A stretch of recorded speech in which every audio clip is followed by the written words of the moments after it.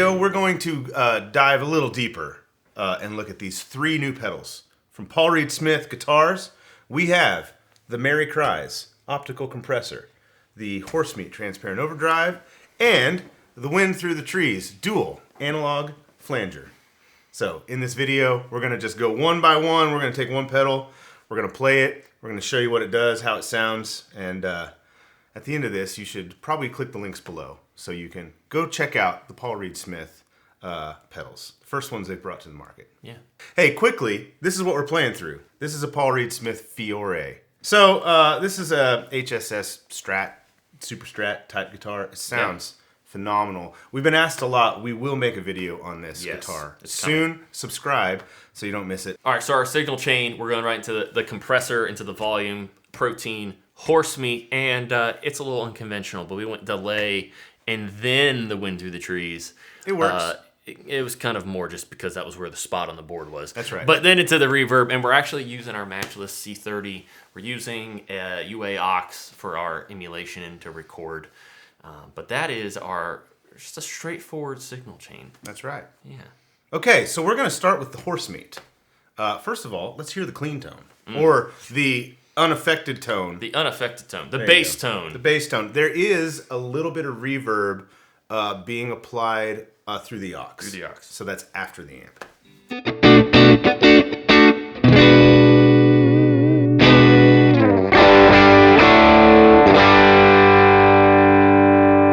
All right, these are our settings. So first of all, Bradford mentioned this. We were talking about this the other day. If you set this overdrive up like a traditional overdrive, you're going to be in trouble. Yeah. Because most of the time on a this is a clone type of a drive. It's like it is and it isn't. Go watch Paul's video, like I was saying. Yeah. It is and it isn't. Like most of the time, I'd kind of put my gain like here and my level here, and that is going to be like on blast with this pedal. This pedal has a ton of output, so that's a general rule of thumb for dialing in anything. Yeah. Like throw out the window the ideas you have for setting stuff up. Yeah.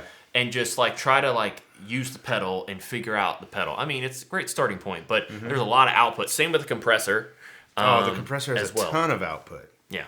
We'll get to that in a second, but let's do the tradition. We don't really do demos, Brian, as often. Yeah. Let's do Straight up the middle. let's do the noon thing. Like that's where a lot of guys start. They just like here's everything at noon. Yeah. Knobbies at noon. There you go. That's GearManDude. All the right. Knobbies. Man, that is a blast from the past. Oh yeah, that's an OG YouTuber. Is he Jack Black? No, he's not. He's not. Is he still doing stuff? Holy cow, I forgot about that. Nick, Yeah, Nick. right? With There he is. those snakeskin boots. He's got the skulls on the yeah. I forgot all about that guy. Yeah. He Got totally my sounded like Jack King Black. B Strat or something. Yeah. King B relic That's with the right. coily cable of doom. That's right. The I white thought it coily was like cable. Germanium. All right, so Knobbies at noon. Again, bass tone on the bridge pickup.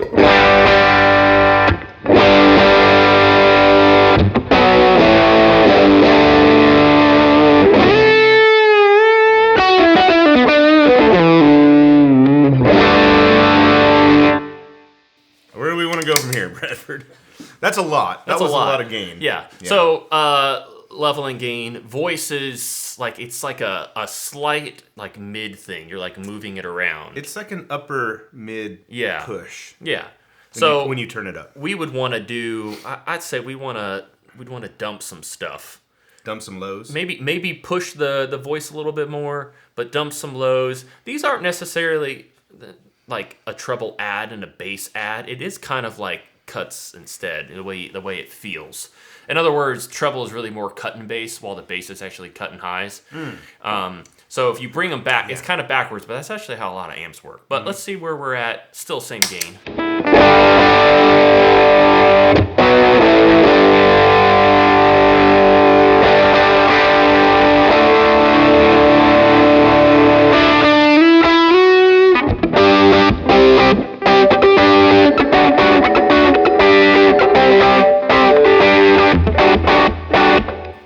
Yeah, you could hear those. You could hear that mid thing just kind of do this. Scooting over. Yeah. I'm thinking of an EQ frequency spectrum, and it might be backwards. Yeah, well. Yeah, anyway. But you get the idea. Right. So it says transparent. And it can be. It can be. And I think that word is it's a good marketing term. Yeah. But they chose to write it right on the thing, Right there. right under horse. right there. Yeah. It does sound like if we the other day we had the gain up a little bit more on the amp, and when I turned it on, it was like it does sound like a more saturated version of the amp. So it can do that. But I mean, this is a lot of gain. We don't even need to go up here. But You want to go there? we're going there. All right. Danger zone. Danger zone.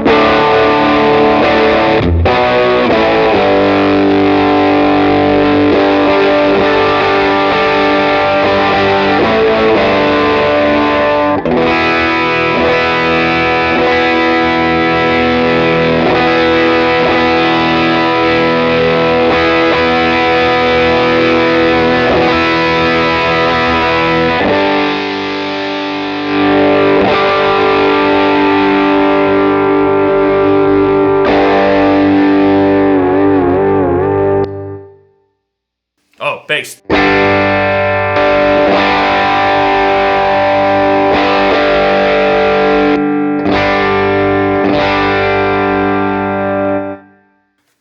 So you kind of got an idea there of like just we went through the levels of gain and level. One thing about this is a, like the pedal that sort of inspired it or that it claims to eat for breakfast. I think that's actually how Paul worded it, something like Yeah, that. it eats clones for breakfast. Yeah.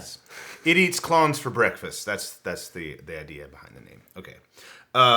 It has a lot of output. It does. So if you've played clone type pedals, even if you're like, if you have a Helix or a Axe Effects, like if you pull up the clone model in there, it's the pedal has a lot of output. Yeah.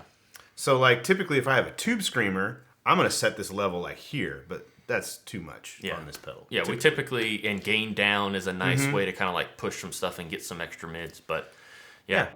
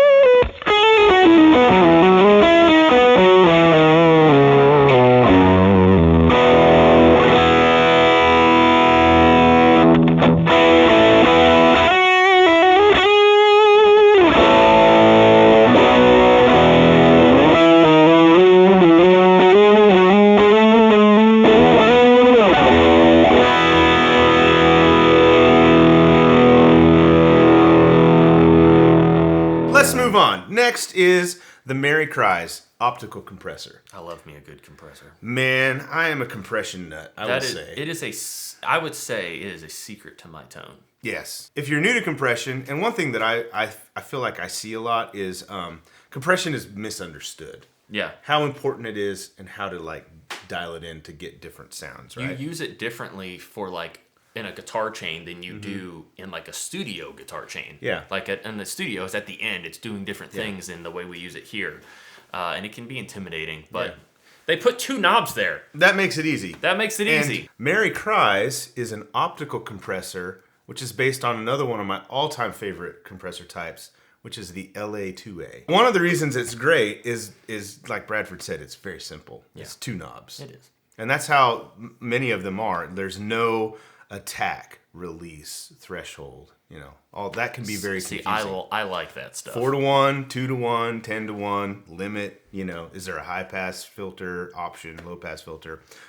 This is simple. Okay, so let's dial the compressor in. So turn the compression off. We're gonna go unity gain. So the compressor's not doing anything, not compressing, and giving us about the same level out when Bradford plays. Yeah. Way, where'd it go?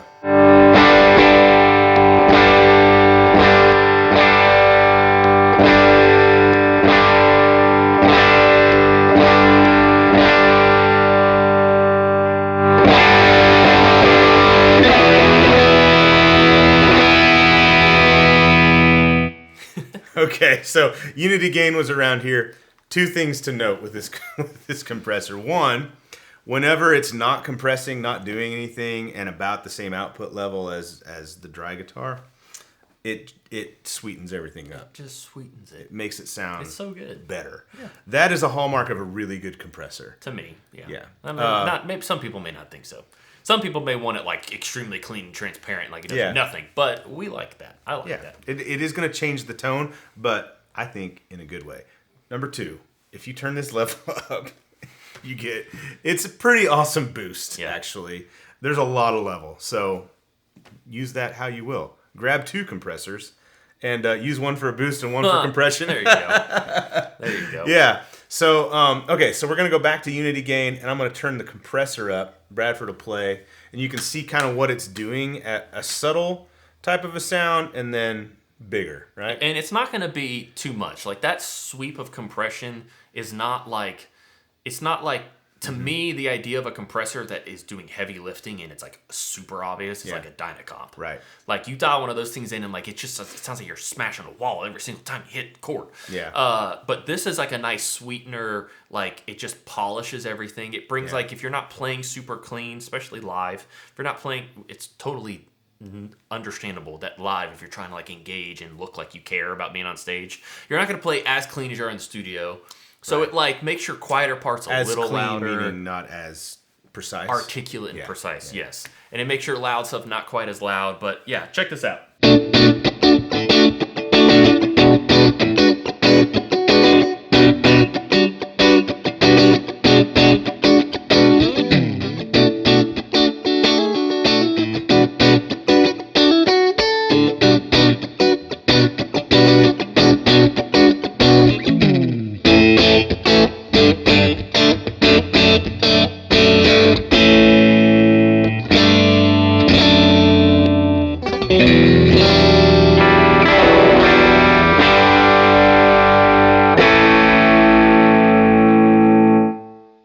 One thing to notice too is when this LED lights up, that's when it's compressing. Okay, let's do this. Let's add some overdrive with the compressor. We're gonna leave it here. This is kind of like where I'd run it. Yeah. It's not compressing a ton. You're gonna feel it more than you're gonna hear it. So to me, this feels really nice. Yeah.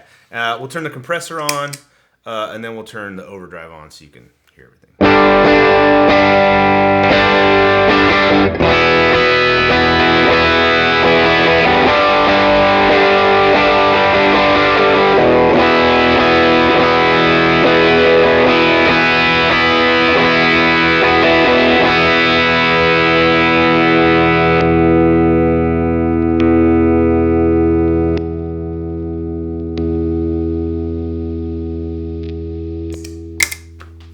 Keeps going. Now you could. I like the little sweet high end that the compressor was adding. It does add you something. You could dial the Horsemeat to do that. I also just really like playing with compressor. I like that little like umph at the beginning of the chain versus goosing my amp. This is definitely my style compressor. Like Brad was saying, the Dynacomp really squishy thing, not the style I go for. This is one of the pedals, the type of pedals. It's like you turn it on and everything sounds better and feels better. That's the kind of pedal I want on the board. Yes. Right. Yes. So let's see. Can it do the squishy, funky thing though? Let's turn it. It gets close. It gets close. And then see what happens.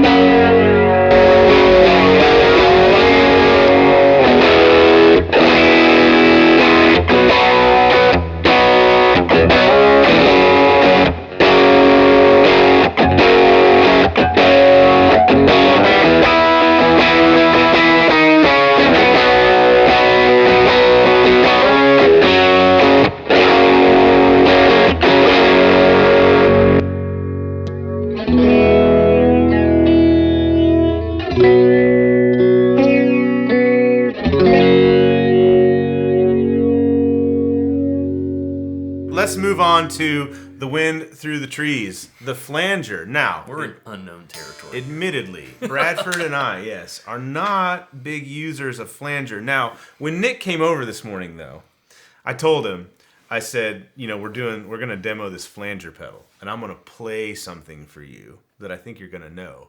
And Nick's response immediately, he looked at me and goes, is it 90s rock? And I said, absolutely it is. And then I played it for him, and he goes, that's the Placenta song. He goes, I figured that's what you were going to play. So there is a lot of music that I grew up loving, like that genre specifically, where flanger is used a lot. It's kind of a mystery. Why am I not more into this effect?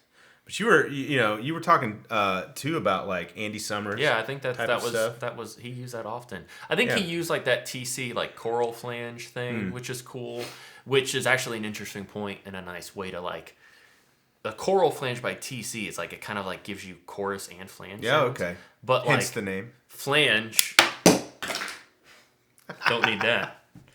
We can leave it in. Flanger, if you're like you want chorus, but you don't really like chorus, I feel like Want to move around a little more? Yeah, flanger is like a chewier version of that, at least to me. Yeah. And so this one has two. It's a little intimidating to me, regardless. Hence the name Dual. Dual. Hey. Yes.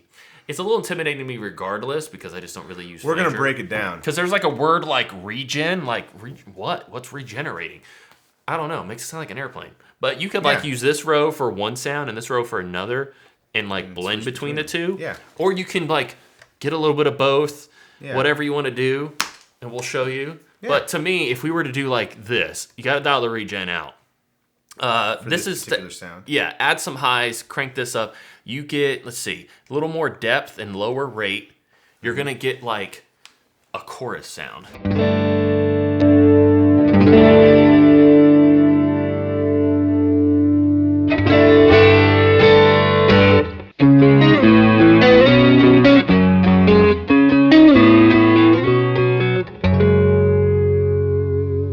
Very cool. All right, let's break down quickly how this thing is laid out. There's a lot of knobs, multiple lights. Looks confusing, intimidating, especially if you're new to flanger. All right, you've got LFO1, LFO2. Think of that as flanger 1 and flanger 2. I like girls that wear Abercrombie and Fitch. That's LFO, baby. We got live. Nick knows. We've got live. We've got LFO. So what did you play? The Police. Yeah, the Police. You played. Everybody wants Tears for Fears. Tears for Fears. Man, this is probably the best video we've ever made. Probably. All right. This is flanger 1. This is flanger 2. And you can set these up. So I think it's cool to set them up so that flanger number 1 is not quite as much depth and is slower rate. Flanger 2 is a little more pronounced and faster, and these lights will show you the rate, as you can see. That's fast. Gnarly. That's not as fast, okay? You can make it sound like a rotary, which Yeah, it's kind of cool. we demonstrated. The regen, we'll demonstrate what that does. Like Bradford said, it makes it sound like an airplane taking off. Added highs. So Paul talked about this in some of the PRS videos that they made. A lot of times a flanger will pull high end off of your signal. He didn't like that, so he gave us a way to put high end back in. Thank you, Paul. And yes, and then there is a dry wet. So this is like an overall mix for the whole pedal. You can, at this point, it's like the pedal's off. Yeah.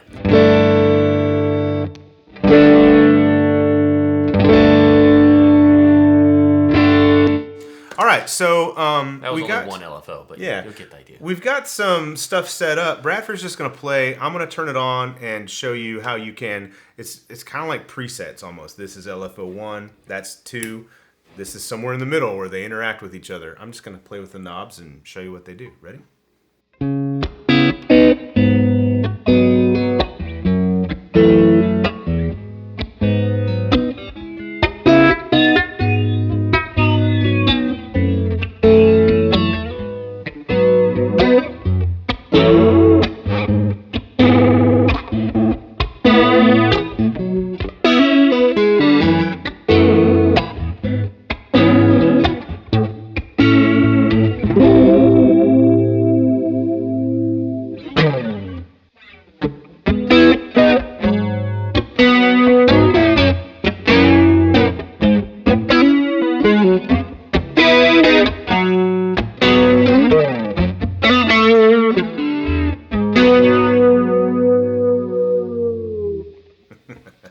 That was me, not the flanger. There you go. That's tremolo. That's a video for a different day. Dive bomb.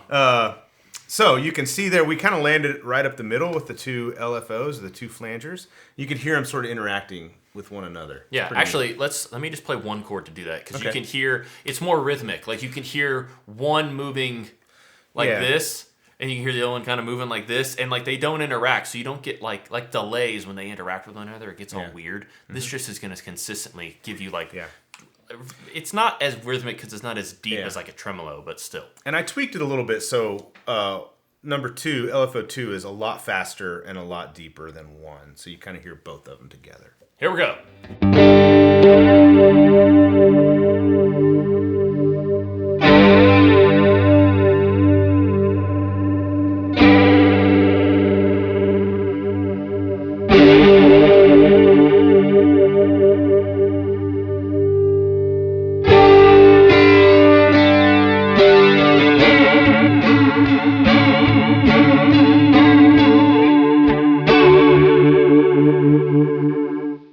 There you go.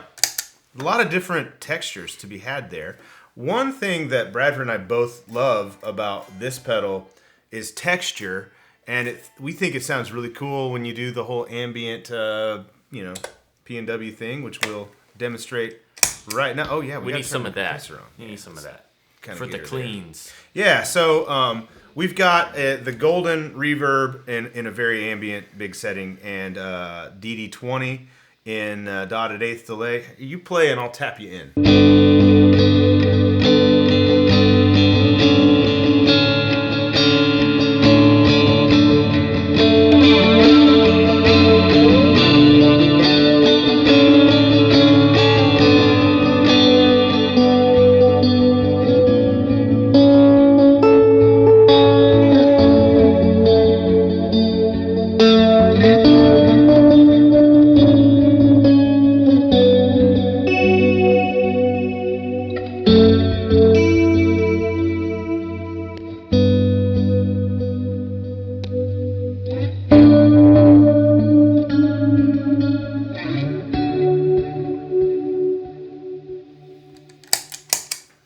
All right, we had a lot of texture going on there because there was some modulation on the delay as well. Texture.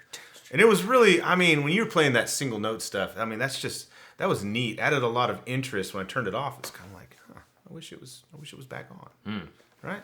There you go. That is the Wind Through the Trees flanger. They named it as such because they thought it sounded like wind blowing through the trees. All right, so that's it. We wanted to show these to y'all. I mean, you look at the aesthetic too, which we didn't talk about. Look at the aesthetic. It like, to me, it just like matches their marketing. It's their PRS through and through. It's classy. Yeah. I love it. Yeah. I love it. It's a real cool thing. You don't really need to do much to get these things sounding good. Now, yeah, I mean, I think you have to like flanger in order to want to use flanger. But I mean, like, you dial it back. It's also a big pedal. It's gonna take. Yeah. You got to have a spot for that on your board. So we like them. They're fun to check out, and you should totally check them out too. They're available at handfuls of different places. I'm sure, at least one place aside from PRS. Yeah. I'm real good at this part. All those links are below. You can check that out. Again, watch the videos from PRS. They go really more in depth about the idea behind these pedals, why they made them, that kind of thing. If you haven't subscribed, this is your moment. See you next time. Bye. Hasta luego. It's time for pizza.